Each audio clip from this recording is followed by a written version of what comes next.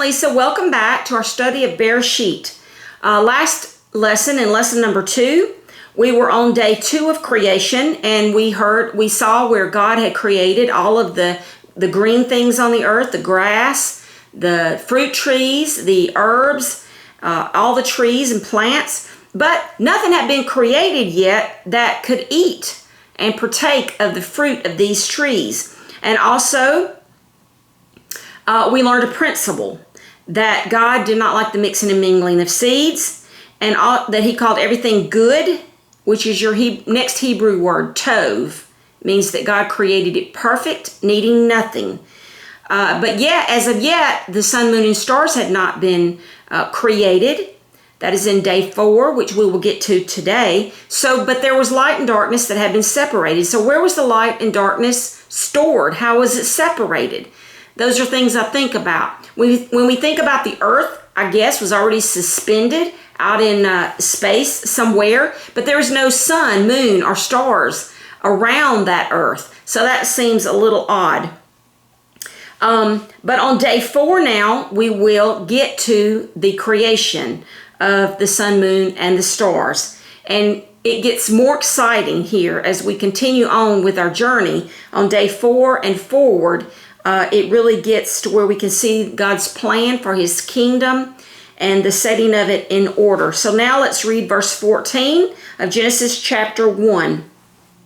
It says, "Then God said, let there be lights in the firmament of the heavens to divide the day from the night, and let them be for signs and seasons and for days and years. And let them be for lights in the firmament of the heavens to give light on the earth, and it was so. Then God made 2 great lights, the greater light to rule the day, and the lesser light to rule the night. He made the stars also. God set them in the firmament of the heavens to give light on the earth, and to rule over the day and over the night, and to divide the light from the darkness. And God saw that it was tov, good, perfect, just the way he had created it." Verse 19, "So the evening and the morning were the 4th day." Sunset to sunset was the 4th day. So here we see that God is establishing a calendar. This calendar, he created lights. It was lights he created to govern his calendar, to help us to know days and signs and seasons and night and day and his months and his years. Now we think this is very simple. Notice it was lights that governed the skies, a light by day and lights by night.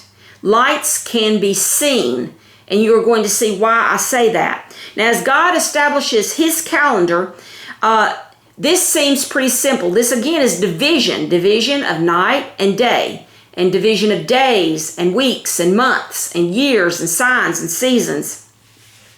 It seems pretty simple, but it is not simple, because once again, man stepped in with what God called good, tov, perfect, and he corrupted it. For example, Satan has corrupted the stars and the moon and the sun, and the way that he has done that is through astrology, where people look to the stars to tell them their path of life or what's going to happen to them in life. That is a sin. That is a corruption. Astronomy, on the other hand, has been practiced anciently, and that is good. That is the natural science of just studying the celestial bodies. There is a difference between the two. We should never partake of astrology. If you look at for example, the constellations, there are many, and they tell the plan of salvation. They appear in the sky at different times and positions throughout the year, and they tell a plan of salvation. We find many scriptures in the Bible that refer to stars and the planets lining up in particular manners. And one of these, which is a sign, and one of these I want to read, is in Revelation 12 and 1. And here we read this concerning the stars. "And there appeared a great wonder in heaven." It's called a wonder. When God lines up or gives us signs with the moon and the stars and the sun and the planets lining up, it's a wonder. So it says, and there appeared a great wonder in heaven, a woman clothed with the sun, and the moon under her feet, and upon her head a crown of 12 stars. And she, being with child, cried, travailing in birth, and pain to be delivered. And there appeared another wonder in heaven, and behold, a great red dragon, having 7 heads and 10 horns, and 7 crowns upon his head. I'm not going to continue, but you can continue reading that in Revelation there. That's just one example of these heavenly bodies, these constellations lining up as signs. So God uses that. When we look at, for example, blood moons, or what we call a lunar eclipse, the Bible refers to it as the moon turning into blood. When we think of that, and when we think of a solar eclipse, we often don't think anything about that when that happens. We just think of it as a scientific, wonder. But it's actually, these are signs from God. And the ancients, they studied these celestial bodies very acutely, and they understood that blood moons or lunar eclipses and solar eclipses and the lining up of the constellations and the planets, that they were signs from God, that certain things were happening or certain things were going to happen. That's like during the time of Passover. I am told that the lady Virgo, which is a constellation, she is holding wheat in her hands. And she appears in a certain spot in the sky during the time of Passover, letting them know that it is harvest time, because that is when the spring harvest occurs. So this is God's calendar. According to God's calendar, he says in verse 14 that he has given us these lights as signs. That word signs in Hebrew is ot. And I suppose I'm pronouncing that right. Ot. And it means a sign, signal, a distinguishing mark, a remembrance, a proof, a token, a standard, like in raising an ensign or flag. In the ancient Paleo-Hebrew, the picture representation of ot was a mark, a flag, or a covenant where a sign or a mark is made as a reminder. For example, with Noah, when God made a covenant with Noah, he said he would never flood the earth again. He put a reminder, an ot, a sign, in the clouds. It was a rainbow as a reminder of his covenant to Noah. With Abraham, he gave Abraham a sign of his covenant with him, and it was circumcision. That was the sign, the ot, and certainly you can see a circumcision. So this word ot is something that can be seen, as the lights in the sky give off lights that can be seen. And the reason that I say that is because a lot of people will argue, especially in the Hebraic Roots movement, that the new moon is the dark moon. Well, how can something be seen and be a sign or signal, or how can it be a covenant where a sign or mark is seen to denote that a covenant has been made if you cannot see it? He says these were lights placed in the heavens as signs. A light can be seen, but if the moon is dark, it can't be seen. So how is it a sign? And it can stay dark for up to 3 days a month. So God's months are called, when the new moon, a crescent. The first crescent of the renewed moon is seen each month.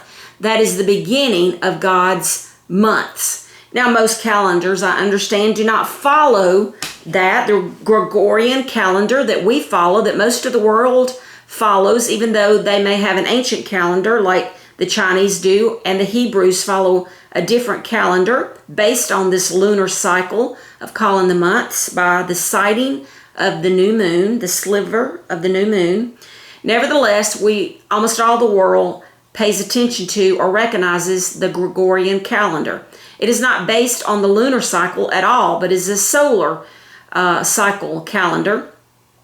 So even though we have the lunar cycle, that is God's calendar for calling the months, it also has in there some solar reckoning. So I'm not going off into all of that in this lesson. I just want you to understand that God's months are called by a sign that is seen, which is the renewing of the month. Each month is the way that God set his calendar for the calling of the month. Now, also when we speak of a calendar, we know that our calendar is basically the Gregorian calendar. We're supposed to be based on the birth of Christ, of Jesus Christ, but it is off by several years. And we should recognize that because Yeshua was not actually born at 0. He was actually born, some say, between 2 BC and 4 BC. So it's off 2 to 4 years. But the Jews, on the other hand, they equate their calendar with creation right here in Genesis. So according to them, we are in year 6,752 currently. In October, that will change to year 6,753 years since creation. Now, the ancient rabbis would say they are between 2 and 250 years off in their calculations of time. So if we add between 200 to 250 years to the number I just gave you, we can see that we are almost or at, or maybe a couple of years over, the 7,000 year mark since creation.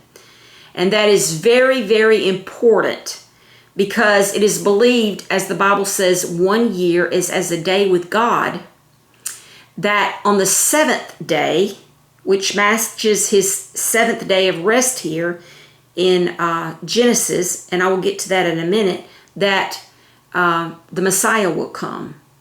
So we'll talk about that more when we get to the 7th day. But when we think of the calendar, we see that that is how God establishes his days from sunset to sunset, his months from the sighting of the new moon each month, and it goes by an agricultural cycle.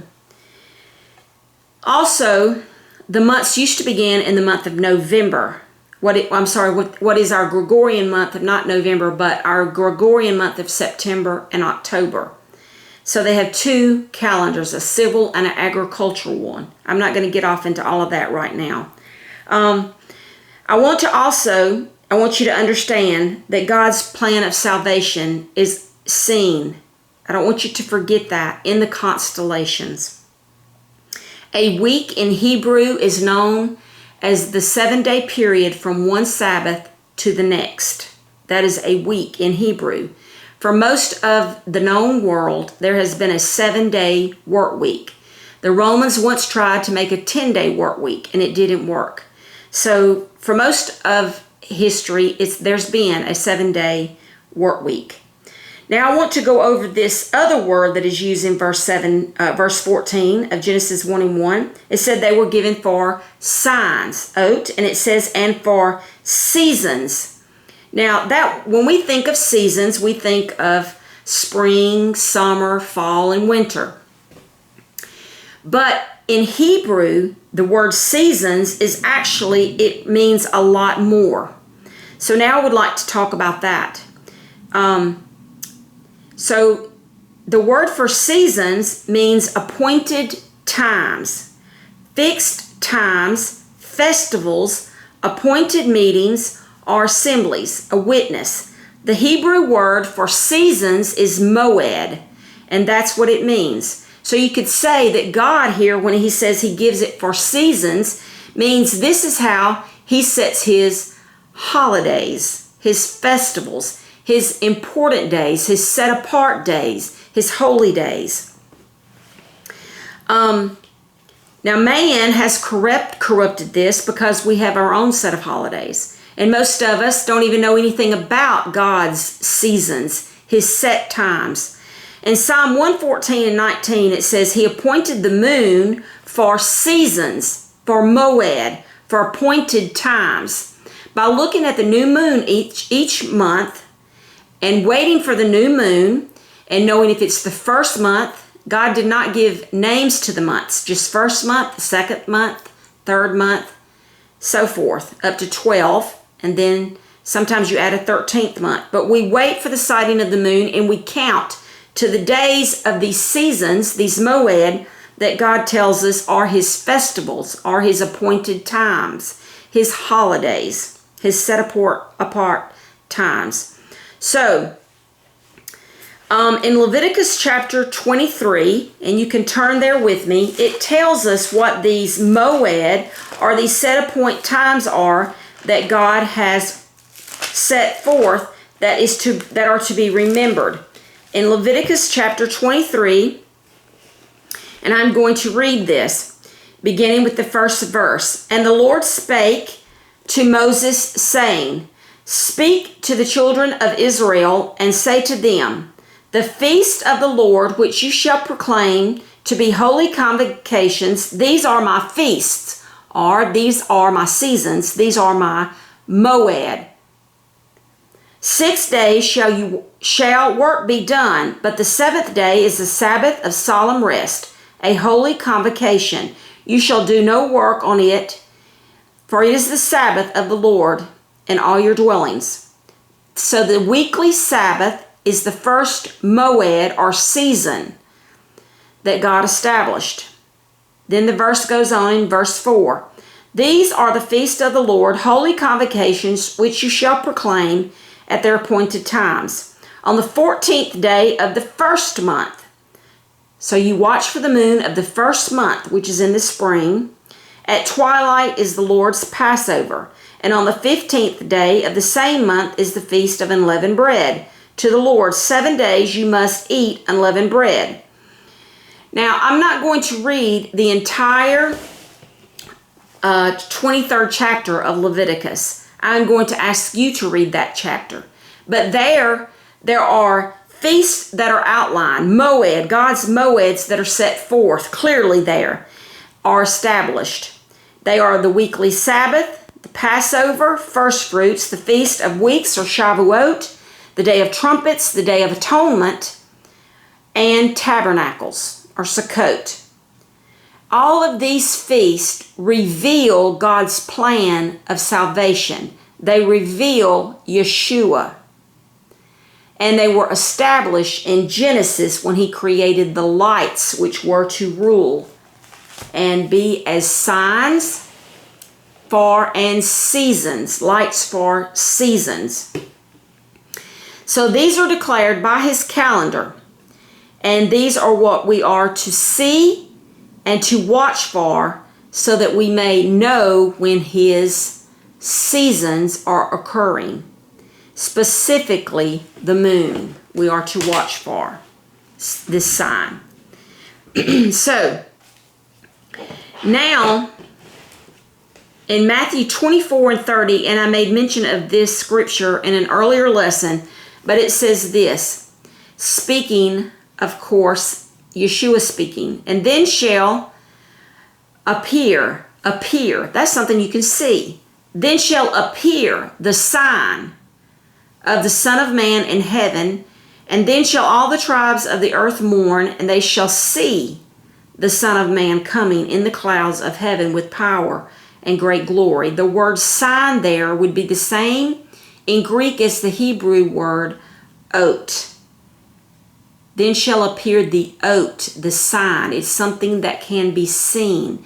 And of course, Yeshua will be seen when he comes in the clouds, because we are told that every eye will see him, that every tongue will confess, and that every knee will bow. At the end of day 4, God once again saw that all things were good, tov, just perfect, the way that he had made them. So now things are beginning to take shape. Before God ever created the animals, before he ever created man, he had already set in order his calendar and what he expected them to follow as far as days, weeks, months, and years, and his holidays or his seasons. What we see is a plan of salvation in that from the beginning of time, the Lamb was slain, and Yeshua is revealed here in the first chapter of creation, not only as being present, but in the festivals, in the appointed times, he is revealed. I talked to you in the second lesson of how in this house that this kingdom that he had built, that the Son was the progeny of this kingdom. So these are principles that God has established. Now in Genesis 1, let me see how much time I have left here.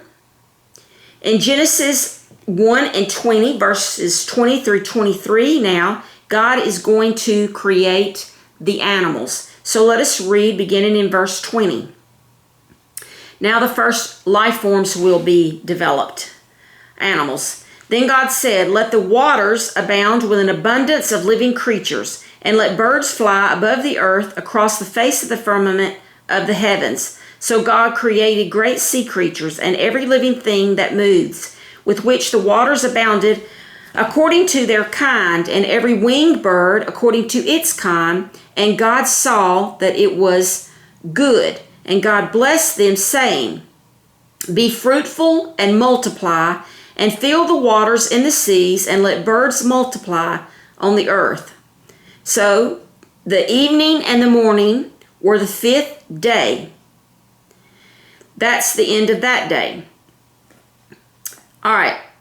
So on this day, on the 5th day, God now makes 2 different creatures. He makes the things that fly above the earth, in the earth's immediate atmosphere, and he makes those animals that live in the waters. Now, these were created different on a different day than the land animals and man.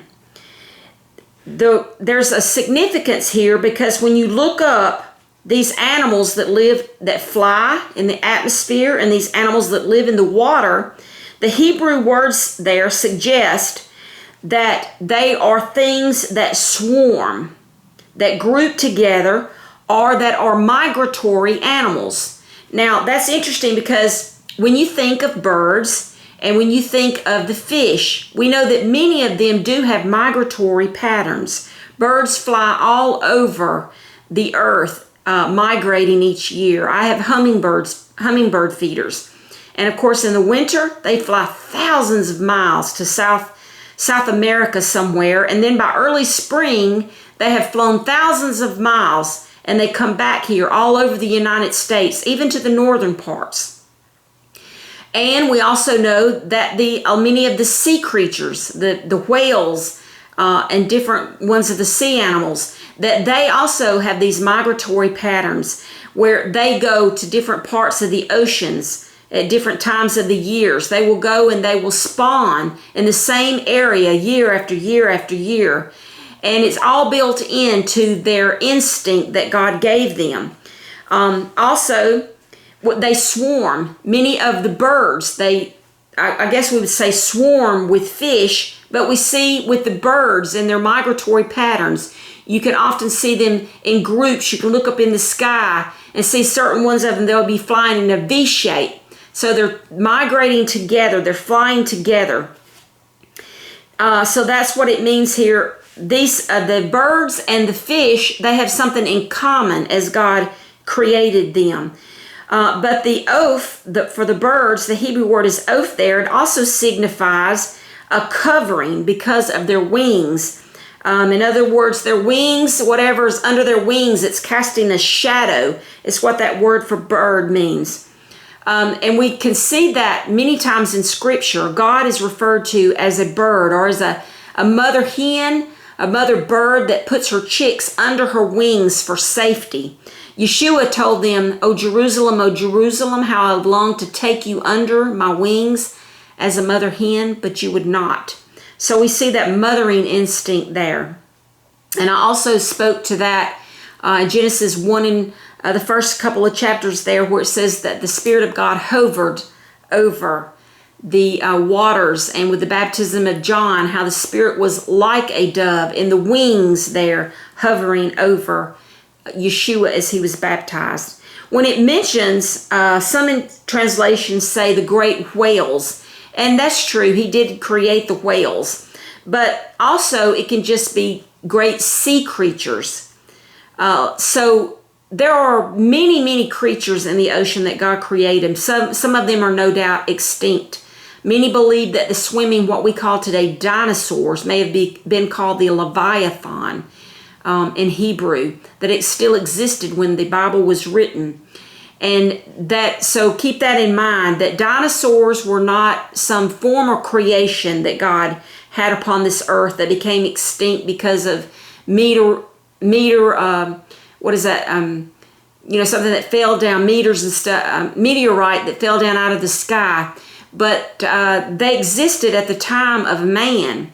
And so these great sea creatures that lived in the oceans were created at this time, as well as those, when we get to the land animals, that were created on the land, the flying things, the birds. So when we think of this, we're going to get off on this when we get to the different species of animals that God created.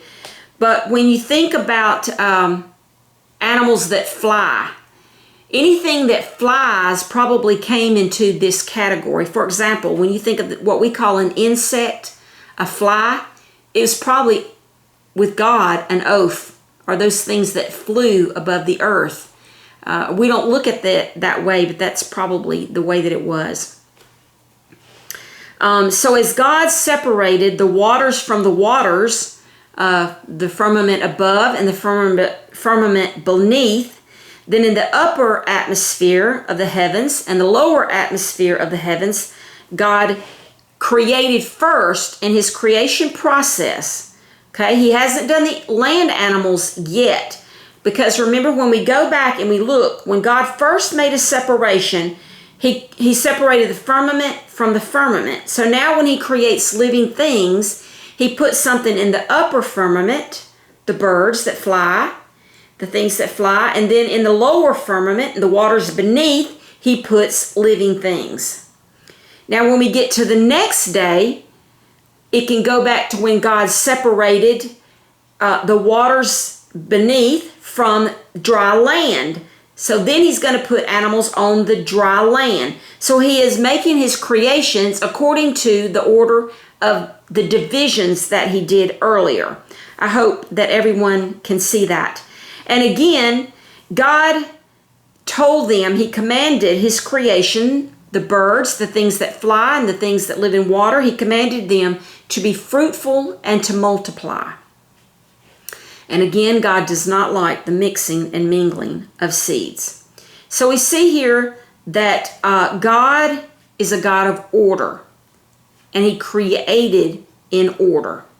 Next, we will get to day 6. Day 6. Day 6 is the day that it really begins to get interesting, because God creates the land animals and God also creates human beings. So this is where I will stop for today, because I believe my time is up. I do not want to get started on day 6 because there's a lot there to cover. So we'll begin next lesson with day 6. So until then, I hope you have a blessed week. I look forward to meeting with you next week. So shalom.